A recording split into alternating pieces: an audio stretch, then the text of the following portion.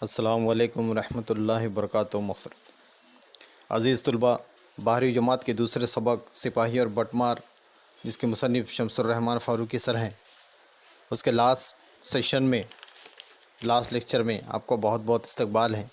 मैं उम्मीद करता हूँ आप सब के सब पेज नंबर 9 पे होंगे। Page number 9, last second para. मेरी सांस अब बिल्कुल ही रुकी जा रही थी। उपकाइयों और खंजर निकालने के लिए हाथ पाँव मारने की कोशिशों में सांस टूटी जाती थी। सिपाही को जो बटमार ने बेबस कर दिया और मुंह में कपड़ा ठूंस दिया, तो उससे उसकी सांस रुक जा रही थी। और जब वो खंजर निकालने के लिए इधर उधर हाथ पाँव मारते तो उसमें सांस टूटते जाती। मैंने पूरे क़ुव्वत से चिल्ला कर उनको बुरा भला कहना चाहा, लेकिन अब तक मेरी मुश्कें भी कस ली गई थी।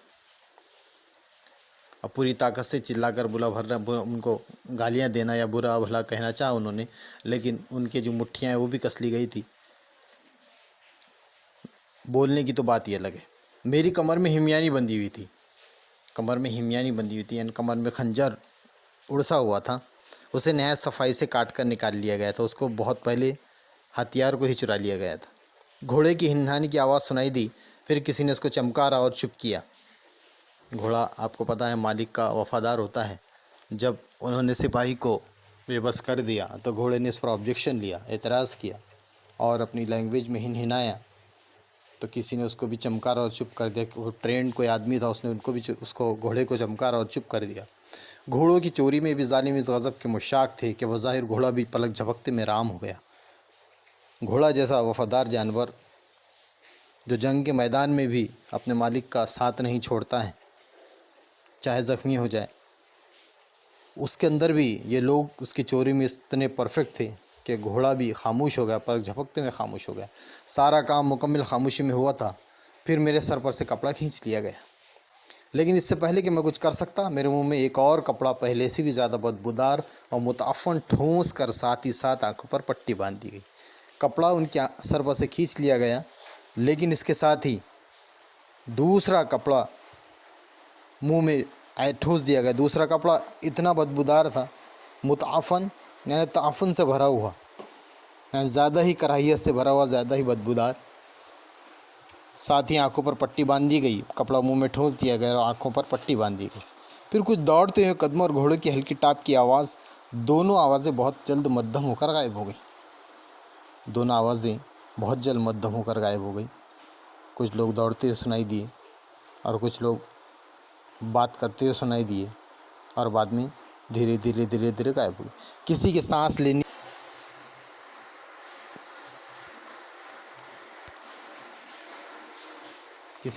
लेने की आवाज़ भी सुनाई न देती थी।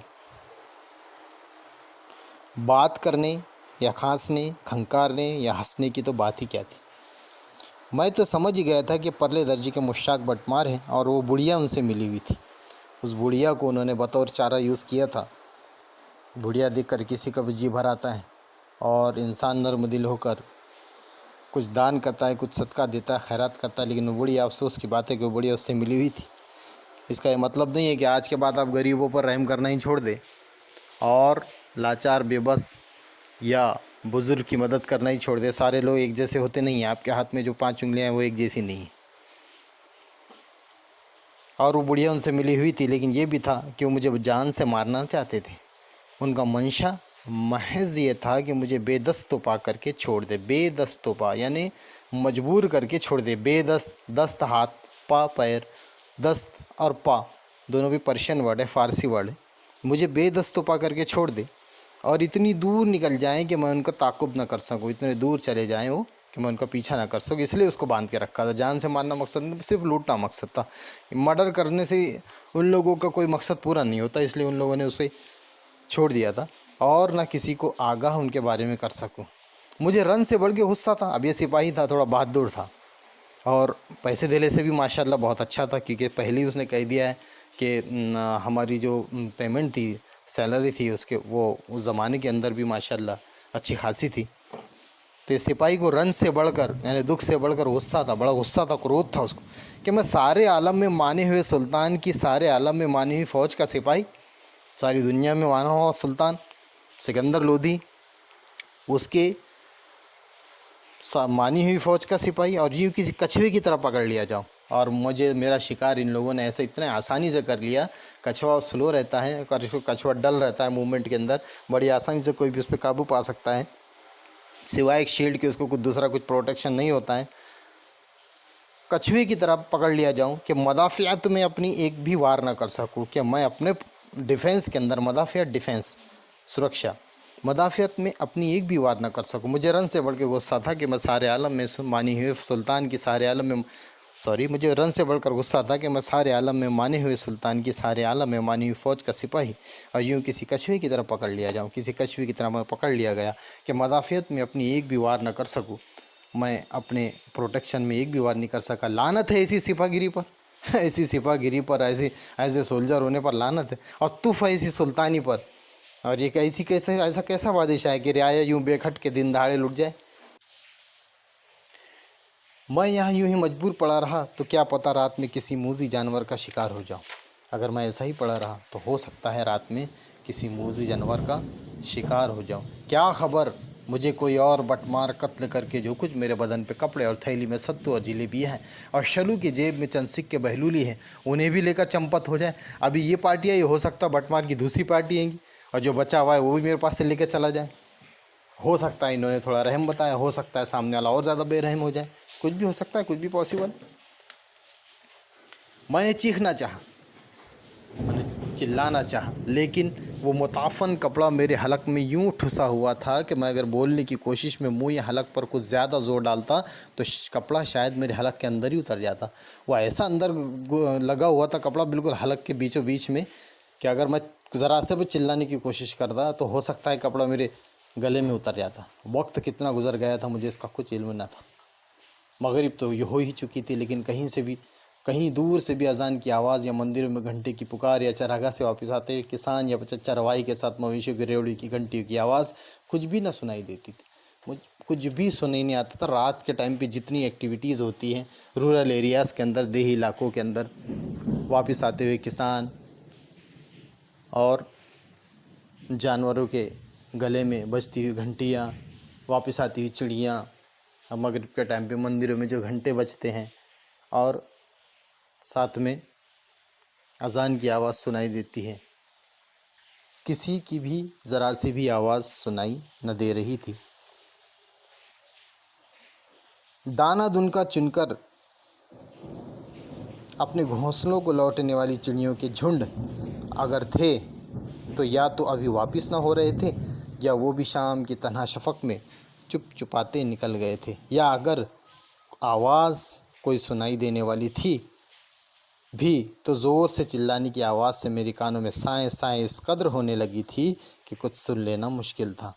अब आवाज़ तो कोई सुनाई नहीं दे रही थी, लेकिन वो कपड़ा इस कदर तेज़ी से मेरे मुंह में ठुसा हुआ था कि उसकी वजह से, उसकी तकलीफ़ की वजह से मेरे कानों में साएं साएं साएं साएं होने लगी थी। क्या बहुत देर हो गई थी। अब देखिए, इंसान अकेला होता है ना तो सवालात के झुंड और सवालात की बाढ़ उसके दिमाग के अंदर चलती रहती है। अभी खुद से बातें कर रहा है, सेटिस्फाई करने वाला, मशवरे देने वाला या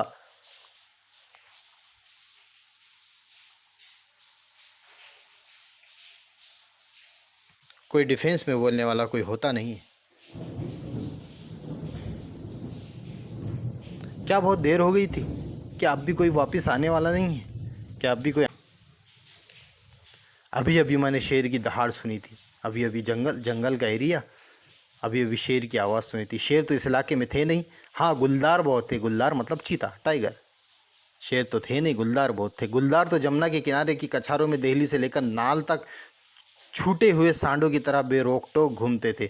उस ज़माने में इतने चीते थे, इतने टाइगर थे कि देहली से लेकर नाल तक छूटे हुए सांडों की तरह बेरोक टोक घूमते थे। और भेड़िए भी। अब भेड़िया और चीता दोनों भी इंसान के लिए घातक होता है। भेड़िया वैसे तो हमला करता नहीं, लेकिन अकेला देखकर वो भी हाथ साफ कर लेता है, और चीता तो पूछिए ही मत। गुलदारी की तो हिम्मत इस कदर खुली हुई थी कि दिल्ली के मज़ाफ़ात में जो आबादियाँ बवजह नक़ल मकानी के ज़रा छिद्री हो जाती, उनके खाली घरों में गुलदार आबाद हो जाया करते थे। चीते तो इतने थे और उनकी हिम्मत तो इतनी थी कि दिल्ली के मज़ाफ़ात का मतलब होता है शहर के बाहर के जो एरिया होते हैं, एकदम शहर के अंदर के जो घने एरिया होते हैं, अंदर के जो मोहल्ले होते हैं वो नहीं, शहर के जो कोने कोने के एरिया होते हैं, बाहर के जो एरिया होते हैं जहाँ शहर ख़त्म होता रहता है या कोई गाँव ख़त्म होते रहता है या अलग थलग जो एरिया होते हैं उसे मज़ाफ़ात कहते हैं। वैसे अंग्रेज़ी में वर्ड है सबर्ब, SUBARB, सबर्बन या सबर्ब।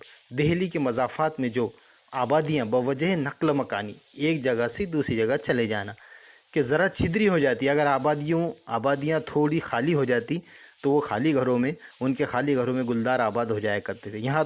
यहाँ तो मैं जमुना के किनारे से दूर था, वो तो शहर के अंदर का हाल है, और यहाँ तो मैं जमुना के किनारे से भी दूर हूँ। सुल्तान फ़िरोज़ शाह खुल्द मकानी ने नहर बनवाई इसलिए थी कि जमुना का पानी जिन इलाकों में पहुंचता नहीं है वहां बज़रिए इस नहर के पहुंच जाए। देखिए पुराने ज़माने का सिस्टम, देखिए इरिगेशन सिस्टम कि जमुना नदी से नहर यानी कैनल इसलिए बनवाई थी कि जहाँ जहाँ जमुना का पानी पहुंचता नहीं है वहाँ इस नहर के पहुंच जाए। लेकिन यहाँ भी अब घने दरख्तों और नहर की रतूबत ने कछार जैसा समा पैदा कर दिया था। अब बनाई गई थी नहर उस वजह से, लेकिन पेड़ बहुत घने थे और नहर की जो चिकनापन है, रतूबत, उसने कछार जैसा समा पैदा कर दिया था। ऐसा मालूम पड़े कि जैसे ये कोई नहर नहीं है, जैसे कि कोई शेर की कछार है या किसी जानवर की कछार है। सुल्तान फ़िरोज़ को अल्लाह ने जन्नत में ऊंचा मकाम ज़रूर दिया होगा। उन्होंने इस राह में और कोल की राह में जगह जगह शाही सराएँ बनवाई थी जहाँ कोई भी मुसाफिर कुछ रकम दिए बगैर ठहर सकता था। और अच्छा ही था कि उन्होंने हुक्म दे दिया था कि सराओं का खर्च तमाम ख़जाना सुल्तानी से अदा हो, वरना मुझ जैसे लूटे पिटे मुसाफिर को तो राह में एक वक्त की रोटी और सर छुपाने के लिए छत के लाले पड़ जाते। पुराने लोगों का पुराना सिस्टम देखिए उस ज़माने के अंदर। आज आप हाईवे पे अगर आप कहीं जाते हैं तो हाईवे पे बिना 500 रुपये पर नाइट के या 1000 रुपये पर नाइट के आपको किसी लॉज में जगह नहीं मिलती है। लेकिन उस ज़माने में लोधी सल्तनत के पीरियड के अंदर देखिए कितने आसानी के साथ लोगों के लिए इंतज़ाम था। मैंने बहुत चाह के राखी किसी पत्थर से रगड़ कर अपने हाथों को बंदिश से आज़ाद कर लूँ, लेकिन एक तो इस अंधेरे में पत्थर कहाँ से मिलता। फिर मेरी आंखों पर अंधेरी जो पड़ी चढ़ी हुई थी और हाथ पीठ पर बंधे हुए थे। पाँव के बंद को रगड़ने की कोशिश में जगह जगह खराशों के सिवा कुछ हाथ न लगा था। मैंने इन्होंने बहुत चाह के अपने हाथों को किसी पत्थर से रगड़ कर, कोई छुरी तो है नहीं काटने के लिए, किसी पत्थर से रगड़ कर ही कर लूँ, लेकिन आंखों पर अंधेरी आ रही थी। आंखों पे जो पट्टी थी उससे अंधेरी थी और हाथ तो पीठ पे बंधे हुए थे। और उससे क्या हो रहा था, उस चक्कर में जगह जगह इनको ज़ख्म लग रहे थे। रात तो बेशक हो चुकी थी, कहीं दरख्तों के पीछे कुछ खुसर फुसर तो नहीं हो रही है। रात हो रही थी, ऐसा लग रहा था दरख्तों के पीछे से कुछ खुसर फुसर, यानी कोई आने का, किसी चीज़ के आने का सिस्टम लग रहा था। कहीं वो वापस तो नहीं आ रहे, ये बटमार का एरिया था, यहाँ लूट के गए थे, हो सकता है वापस आ रहे हो। ये आवाज़ कैसी, कोई तो आवाज़ आ रही थी। मैंने बहुत गौर से सुनना चाहा, लेकिन कानों में साएँ साएँ अब भी हो रही थी। इन्होंने बहुत गौर से सुनना चाहा, ये आवाज़ कहीं की, लेकिन कानों में साएँ साएँ हो रही थी। हाँ, ये कुछ नई सी आवाज़ थी, ठहर ठहर कर आ रही थी। कहीं किसी मंदिर में घंट नाकूस तो नहीं बज रहा, किसी मंदिर में घंटा तो नहीं बज रहा, नहीं, ये तो गहरी और दूर तक फैलने वाली आवाज़ थी। टन टन टन टन, ज़रा रुक कर, कोई फील नशीन इधर आ रहा था। इन्होंने फील कर लिया, इन्होंने एहसास कर लिया कि कोई फील मतलब हाथी, अरबी का वर्ड है। इस वर्ड पर सूरह फ़ील आपने कुरान हकीम के अंदर देखा होगा, अलम तरा कैफ़ा फ़अल रब्बुका बिअस्हाबिल फ़ील, कि हम तुम्हें फ़ील नशीन की कहानी बताते हैं, असहाबे फ़ील की बात बताते हैं। फ़ील मतलब हाथी, elephant, Arabic word, driven from Arabic. ज़रा रुक कर, कोई फ़ील नशीन इधर आ रहा था, यहाँ पे कोई हाथी सवार आ रहा था। मेरा दिल बल्लियों उछलने लगा।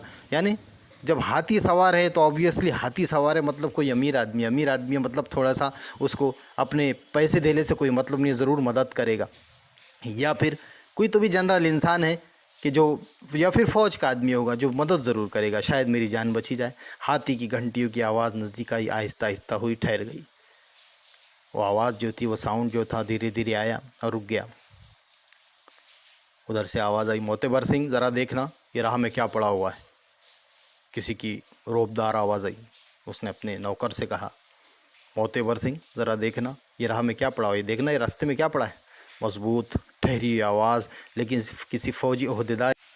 वो आवाज़ कैसी थी, मजबूत थी, ठहरी हुई थी, लेकिन आवाज़ से लगता था कि किसी फ़ौजी ओहदेदार की नहीं थी, बल्कि किसी ऐसे शख्स की थी जो ऐश व इशरत में पला बड़ा रईस ज़्यादा हो।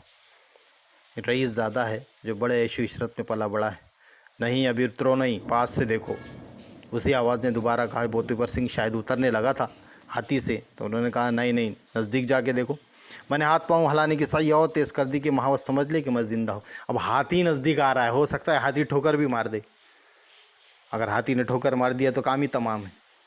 ये तो सिपाही है, सिपाही का जो गेसिंग है बड़ा परफेक्ट है। तो उन्होंने क्या किया, हाथ पाँव हिलाने की कोशिश सही, यानी कोशिश ट्राई, प्रयत्न। मैंने हाथ पाँव हिलाने की सही और तेज़ कर दी कि महावत समझ ले कि मैं ज़िंदा हूँ। महावत मतलब जो हाथी को चलाता है। तो मोतेवर सिंह ने कहा, आली जा, लगता है डाकू ने किसी शख्स को घायल करके डाल दिया है। नहायत मुअद्दिब आवाज़ आई। एकदम रिस्पेक्ट से उन्होंने कहा अपने मालिक से कि आली जा, ऐसा लग रहा है कि डाकू ने किसी शख्स को घायल करके रास्ते में छोड़ दिया। तो उन्होंने कहा, नीचे उतरो, इस गरीब की कैफियत दरियाफ़्त करो। नीचे उतर कर चेक करो, इस गरीब को देखो। अच्छा यूँ करो, हाथी को ज़रा और आगे ले जाकर कहो कि सूंड से इस आदमी को उठाकर ऊपर मेरे पास ले आए। चलो शाबाश। देखिए हाथी का काम बड़े बड़े रोलर और बड़े बड़े जो लकड़े हैं इसे उठाना होता है। कितना ही वज़न हो दुनिया का, कितने ही क्विंटल हो, एक यंग हाथी की जो सूंड होती है उसके सामने कुछ भी नहीं होता है। तो उन्होंने कहा, हाथी को ज़रा और आगे ले जाकर सूंड से इस आदमी को उठाकर मेरे पास ले आओ। चलो शाबाश। मोतेवर सिंह ने हाथी को कुछ आगे बढ़ाया, लेकिन कितना इसका मुझे अंदाज़ा ना हो सका। मोतेवर सिंह ने हाथी को आगे तो बढ़ाओ, उसके साउंड से लग रहा था, लेकिन वो कितना आगे बढ़ा मुझे इसका अंदाज़ा ना हो सका। मोतेवर सिंह ने हाथी से कुछ सरगोशी में कहा, कुछ कहा और कई बार कहा। मोतेवर सिंह ने अपने कोडवर्ड हाथी के कान में कहे और कई बार कहे। फिर मुझे लगा कि कोई बहुत ही ताकतवर, कई गज़ लंबा मोटा अजगर मुझे बाह में लपेट कर बलों में अपने उठाए लिए जा रहा है। और एक ही सेकंड के अंदर इनको लगा कि किसी तो भी बड़े भारी एनाकोंडा ने, किसी अजगर ने मुझे लपेट कर ऊपर उठा रहा है, आसमान की तरफ उठा रहा है। मैंने सहम कर ख़ुद को छोटा करने की कोशिश की। अब जाहिर सी बात है, सिपाही है लेकिन है तो इंसान ही, किसी और क्रिएचर के, किसी और मखलूक के शिकंजे में है।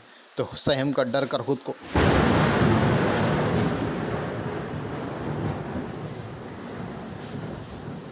छोटा करने की उन्होंने कोशिश की।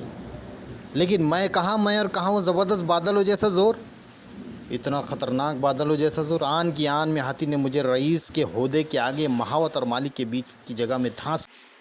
देखते ही देखते हाथी ने मुझे रईस के ओहदे के आगे महावत और मालिक के बीच की जगह में धांस लिया। बला से जगह तंग थी, लेकिन अब मैं ज़य के जान से तो बच निकला था।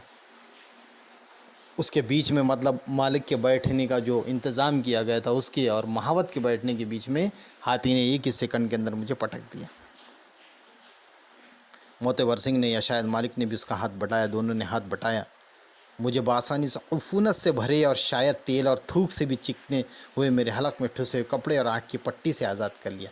दोनों चीज़ों से मुझे आज़ाद कर लिया। आँखों पर की पट्टी निकाल ली गई और मुंह में से कपड़ा निकाल लिया गया। ताहम मुझे अपनी आवाज़ दोबारा हासिल करने में कुछ वक्त लगा, लेकिन ये कुछ खास नहीं लगे और वापस आवाज़ हासिल करने में इनको टाइम लगा। थूक को बमुश्किल घूंटते हुए मैंने फ़ील नशीन के सवाल के जवाब में मुख्तसर लफ्ज़ों में अपनी बिपता कहकर सुनाई। बिपता मतलब सैड स्टोरी, बिपता हिंदी वर्ड है। थूक को बमुश्किल घूंटते हुए मैंने फ़ील नशीन के सवाल के जवाब में मुख्तसर लफ्ज़ों में अपनी बिपता कहकर सुने। फ़ील नशीन हाथी पर बैठा हुआ, महावत हाथी को चलाने वाला, वो जो रईसज़ादी थे, वो रईसज़ादी के सवाल के जवाब में इस सिपाही ने अपनी पूरी कहानी कहकर सुनाई। तो उन्होंने कहा, तो सिपाही जी तुम दोहरे खुश नसीब थे, उन लोगों ने तुम्हें ज़िंदा छोड़ दिया और फिर हम इधर आ निकले। उन्होंने कहा, सिपाही जी तुम तो डबल लकी हो। कैसे? एक तो उन लोगों ने तुम्हें ज़िंदा छोड़ दिया और दूसरे इधर से हम आ निकले। तो इस सिपाही ने कहा, बंदे का बाल बाल आपके एहसान से गुंदा रहेगा। मैं तो ये समझा था कि शेर भेड़िया कोई ना कोई मुझे खा ही लेगा। तो उन्होंने कहा खैर रसीदा बोत बुलाए। खैर रसीदा बोत बुलाए बोले तो एक पर्शियन कहावत है, पर्शियन कहावत है। इसका मतलब ये होता है कि मुसीबत टल गई, अच्छी बात हो गई कि मुसीबत टल गई, बला आई थी। और पूरी फ़ारसी मिसाल यूँ है, रसीदा बोत बलाए बखैर गुज़िश्त, यानी बला आई थी लेकिन खैर से गुज़र गई।